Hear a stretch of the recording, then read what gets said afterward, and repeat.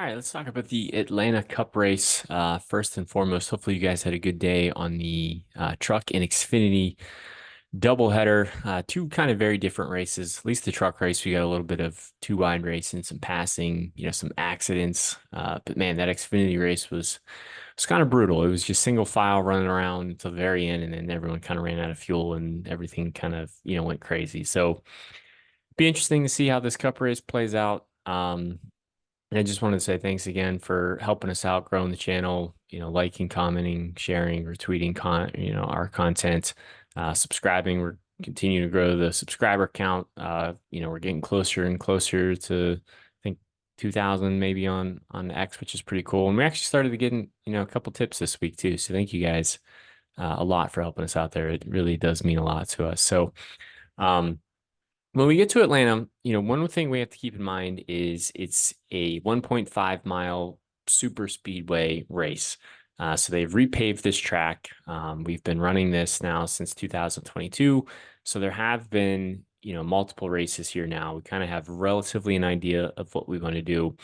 And what we see is, even though it's a super speedway race, we don't get the same amount of chaos, the same amount of carnage that we do at a Daytona or a Talladega. Now, with that being said, there's still pack racing and fast laps are still going to get distributed throughout the field.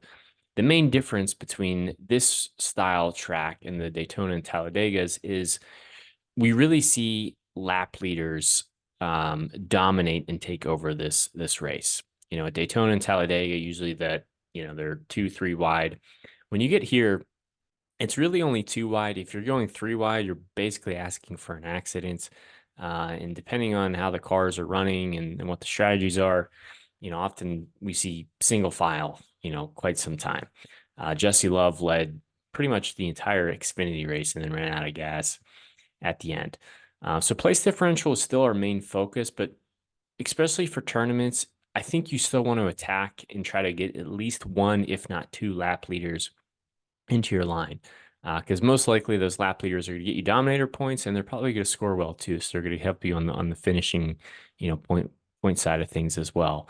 And usually we don't see as many wrecks. Like there aren't like just half the field doesn't DNF or anything like that. So because of that, the back markers, the stack the back, type of mentality doesn't really have the ability, the opportunity to really advance their position. So you'll see when we get to the breakdown here, I'm focusing more on the good cars and the good team. So, excuse me, you got Hamlin, Logano, Blaney, and Byron. I like all these guys. Ironically for me, Blaney's probably going to be the odd man out for me. I don't mind him. He's just going to be a little bit more of a tournament play. He's a little bit more of a tournament play for me just because of his starting position. So he starts 6th. He doesn't really give us a ton of place differential upside. I think he's going to be in the mix. I think he'll be running up front. I just don't, I'd rather just play Logano over Blaney just because Logano's chances of leading laps are just a lot higher than Blaney. I mean, he starts on the front row.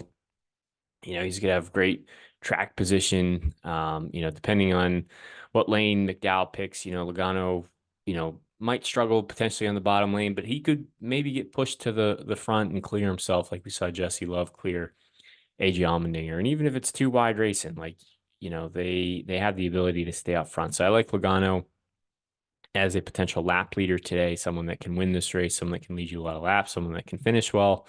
And then Hamlin and Byron are kind of more place differential upside plays that have great finishing potential. So they're not going to pop off like Chase Elliott, Brad Keselowski, Christopher Bell, Eric Jones, with their starting positions.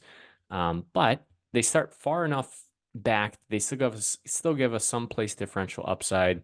And if we're expecting this race to be relatively green, who are some of the better drafters in the field? Denny Hamlin is arguably the best. And William Byron is just coming off a win of the Daytona 500, and he's won 2 of these Atlanta races already. So there's a lot to like in this 10K range up here. Getting down to the 9K range, Chase Elliott, super popular, going to be very chalky, but for good reasons. He's in a good car, good driver, good equipment, starts deep in the field. So for me, I'm really, playing like a Logano or maybe a McDowell, maybe even a Kyle Busch, like someone that's towards the front of the field that I think could potentially lead laps. And then I'm going to build around that lap leader with plays I think can finish well, like Hamlin, Byron, kind of those, give us a little bit of place differential upside, and then kind of I don't say the obvious place differential plays, but drivers give us a ton of place differential upside that have really high ceilings. So like Chase Elliott, Keselowski, Christopher Bell, Eric Jones, Ty Gibbs, like that type of construction is how, if you look at most of my lines, that's how most of my lines are built. Um, Kyle Busch, I just mentioned him as a potential lap leader. So I think everyone's going to lean on Logano. I think a lot of people are going to lean on McDowell. Well, who's kind of right, like in the wings, in the catbird seat there, kind of waiting to take advantage of it. It's going to be Kyle Busch. And the nice thing about Kyle Busch is his ownership is probably going to be less than Logano and McDowell. Isn't as likely to be a lap leader, but say something happens to Logano or McDowell, and it's a long race too. Like it's just because you start on the front row doesn't mean you're guaranteed to be a lap leader. Now they have a better chance of doing it. So I like Kyle Busch. He's a little bit more of a tournament play. And the hope is if you are playing Kyle Busch, you need him to get out front and lead laps. And you're hoping that there is some type of issue or Logano or McDowell just don't have the opportunity or the ability to stay out front. Now Kyle Larson, I'm just not really getting to when I'm building my lines. I don't mind him. He's kind of in the same boat as Ryan Blaney. I just like Blaney's drafting ability and drafting skills a little bit more than Larson. So I don't know. I'm just not really getting the Larson today. I really like Keselowski and Christopher Bell. Both of these plays are identical in my mind. They're good cars, good drivers, and they give us a lot of place differential upside. So these are kind of some core plays in my mind, to build around, like the Elliots, the Keselowskis, the Bells, like those types of players. I think are your core, drivers you can kind of rely on. They're going to be high owned, yes, and then you're hoping to pair those types of drivers with a lap leader. Truex is going to be a little bit more of a tournament play, but I think he's a nice pivot option off of Denny Hamlin. Now, I'd rather play Hamlin over Truex, but the advantage that Truex has is he's significantly cheaper than Denny Hamlin and probably is going to see some less ownership too.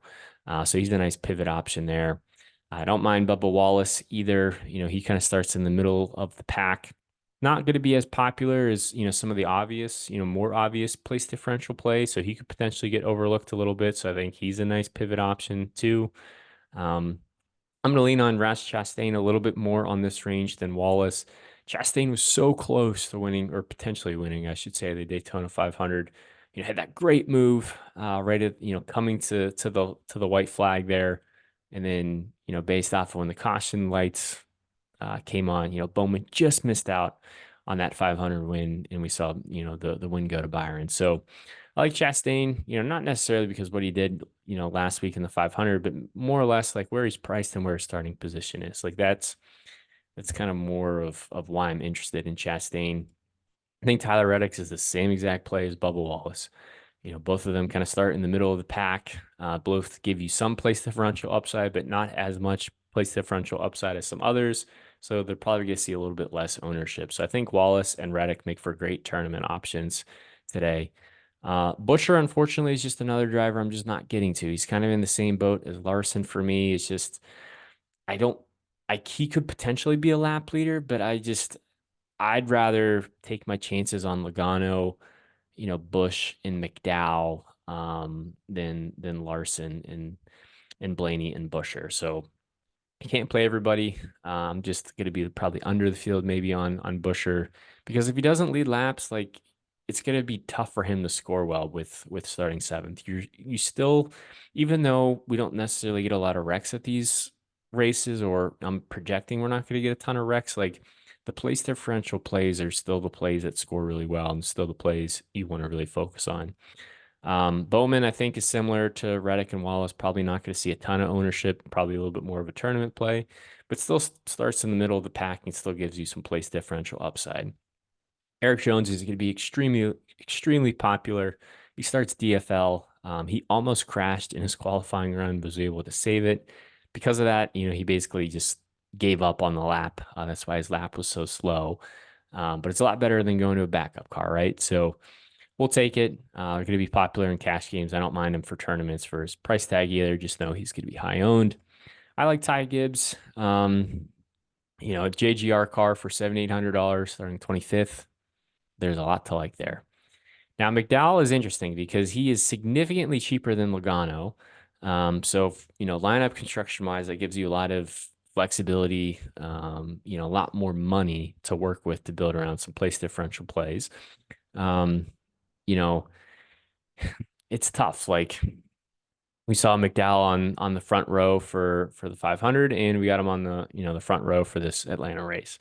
The speed's there for sure. There's definitely some risk with playing either Logano or McDowell. I don't necessarily know if I'd play them both together. I might have a line or two with them both together. I'd have to go back and check. But there's a lot to like there. I mean, he can just stay out front, lead you a bunch of laps, either win the race or get a decent finish and, hit value for you there. And he's significantly cheaper than Logano and actually out qualified Logano too. Once you get to Stenhouse and Suarez, once you start getting down here, like this is starting to get the range where, a lot of these drivers are going to need a lot of accidents, a lot of wrecks to really advance their position. Now, Stenhouse and Suarez, I think, are fine. I think they both still give you place differential upside. You're probably, depending on how you build, you're going to have to dip down here or dip lower on the slates. So I don't mind either of them. I think they're fine for cash games or tournaments. But do I envision them, going up, racing their way inside the top 10, fighting for the top 5, fighting for the lead? Most likely not. But again, they start in the second half of the field, so I think there's still some interest there. Now, Austin Dillon and Austin Cindric, I'm just not getting to either of these plays, mainly just because they're in the kind of that tough starting spot. They don't really give us the place differential upside, and I don't think they really have the ability to get out front and lead laps. Corey LaJoie is going to be popular. He's always popular on these super speedway-esque, type of races. He starts 22nd, so I wish he started a little further back in the field, but he still starts in the second half, so there's still some upside. I'm just going to probably be a little hesitant, potentially on LaJoie just because I think he is going to be popular. I personally would rather just play Ryan Preece. Now, I don't think Preece is nearly, the same skill wise, at least drafting on, or doesn't have the same types of results that LaJoie has on the drafting tracks, but he starts relatively in the same spot, and I think his ownership will be less. But if I had to pick one driver out of this range, I'm just going to pick John Hunter Nemechek. A, because he's the cheapest of the three, and B, he starts 34th. It's really hard for him not to score points. Yes, the equipment isn't the best per se, but starting 34th, it's hard for him not to score you some points. No Gregson, Josh Berry, not really getting to either of them. They just kind of start in that tough spot, and unless we see a lot of wrecks, I don't really see them advancing their position. And once you get down to the punt range, I don't mind Hocevar. He's basically, or what did I say? I said he's pretty much the same as John Hunter Nemechek. Like he's probably still going to struggle, run towards the back unless we get some accidents and some wrecks. But even if we don't, like, him finishing 25th isn't crazy. And that's still a decent finish for you, especially, for $5,900. Now, Todd Gilliland's interesting. I have a few lines with Todd in them just as a complete, like, let's take a risk on him. He starts 4th, which is pretty impressive. And we've seen these front row cars have the speed. They've been fast. Todd was decently fast in the Daytona 500 as well. And this alliance with Penske has really helped. And he's priced very cheap, and he starts 4th. Like he out-qualified a majority of this field. Do I think he could get out front and maintain the lead, be a lap leader? Probably not. But he has the track position and the speed, potentially to do that and to potentially get, some type of, a driver that could, stay inside the top 10, maybe even lead you some laps for $5,800. Like I'll take a risk on that. I don't have a lot of him, but he's in a couple of my lines. Zane Smith and Daniel Hemrick, really once you get down here, I'm not really too confident on anyone here. Like if you do have to come this low, I don't mind Smith, Hemrick, and Haley just because of where they start. I would probably prioritize just playing Haley because he's the cheapest and he starts the furthest back. And then I'm not really getting the Burton, Gralla, Williams, or McLeod, mainly just because of A, who the driver is, or B, the equipment that they're in. So hopefully that's helpful. I'm really hoping we don't get a single file race tomorrow. That Xfinity race was just brutal to watch from a fan perspective. DFS wise, it, was somewhat helpful from a prediction standpoint, but I really thought there was going to be a little bit more accidents in that race than what we saw.